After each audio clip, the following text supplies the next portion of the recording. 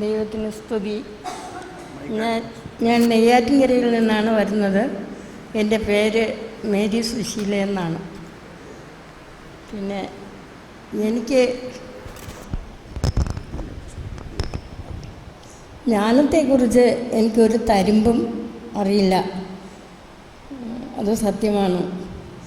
ഉള്ളി അറിയാമെന്നുള്ളത് മരുന്നോ ലേപന ഔഷധമല്ല, നിന്നെ സൗഖ്യപ്പെടുത്തുന്നത് ദൈവത്തിൻ്റെ തിരുവചനമാണ് എന്നുള്ളത് മാത്രമായിരുന്നു.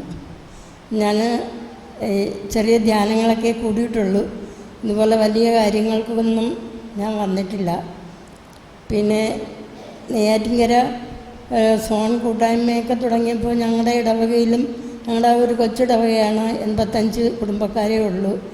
അവിടെ ഒരു ധ്യാനക്കൂട്ടായ്മ, പ്രാർത്ഥനാ കൂട്ടായ്മ തുടങ്ങണമെന്ന് എൻ്റെ അടുത്ത് നേരത്തെ വന്ന് മേഴ്സി ടീച്ചർ പറഞ്ഞപ്പോൾ തന്നെ എനിക്ക് കഴിയുമോ ടീച്ചറെ, എനിക്ക് പ്രായവുമായി എന്ന് ഒരു മനസ്സിലൊരു ആശങ്കയുണ്ടായിരുന്നു.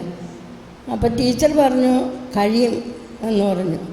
ഞാൻ പിന്നെ ഒന്നും അറിഞ്ഞുകൂടാതെ എങ്ങനെയാണ് മറ്റുള്ളവർക്ക് പ്രാർത്ഥിക്കാൻ പഠിക്കുന്നത്, എല്ലാവരും കൂടെ പ്രാർത്ഥിക്കുന്നത് എന്ന് ഓർത്തിട്ട് മാത്രം ഞാൻ വന്നതാണ്. ഇവിടെ വന്നപ്പോഴാണ് ഞാൻ ഇന്നലെ വരെ അറിഞ്ഞിരുന്നതൊന്നും പ്രായോഗിക ആയ കാര്യങ്ങളല്ല. ബ്രദർ നേരത്തെ പറഞ്ഞതുപോലെ കാര്യം കാണാൻ വേണ്ടി ഒക്കെയുള്ള വചനങ്ങളെടുത്ത് പറഞ്ഞ് പ്രാർത്ഥിക്കുന്ന ആ പ്രവണത മാത്രമേ ഉണ്ടായിരുന്നുള്ളൂ.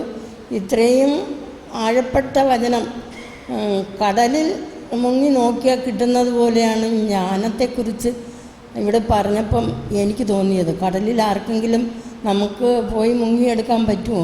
അവിടെ വൈഡൂര്യവും രത്നങ്ങളും സ്വർണങ്ങളും സ്വർണവും എല്ലാം ഉണ്ടെന്ന്. അപ്പോൾ ആ കടലിൽ പോയി വചനം മുങ്ങിയെടുക്കുന്നത് പോലത്തെ ഒരു മനസ്സിനൊരു ഭാരം, ഒരു ഭയം ആണ് എനിക്ക് തോന്നിയത്. അങ്ങനെ അതുകൊണ്ട് ഇനി മുതലെങ്കിലും ഈ ജ്ഞാനത്തിന് വേണ്ടി പ്രഭാതത്തിൽ ഉണർന്നിരുന്ന്, ജ്ഞാനം പടിവാതിക്കൽ നിൽപ്പുണ്ട്, ആ ജ്ഞാനത്തോട് ഉണർന്നിരുന്ന് പ്രാർത്ഥിക്കാനുള്ള ഒരു പ്രചോദനത്തിന് വേണ്ടി ഞാൻ പ്രാർത്ഥിക്കുന്നു. അതുപോലെയല്ല, പഴയ നിയമവും പുതിയ നിയമവും കൂട്ടി ഇണക്കുമ്പോൾ പുതിയ നിയമം മാംസം ധരിച്ച വചനങ്ങളാണ് അതിൽ വന്നിരിക്കുന്നത് എന്ന് പറഞ്ഞു.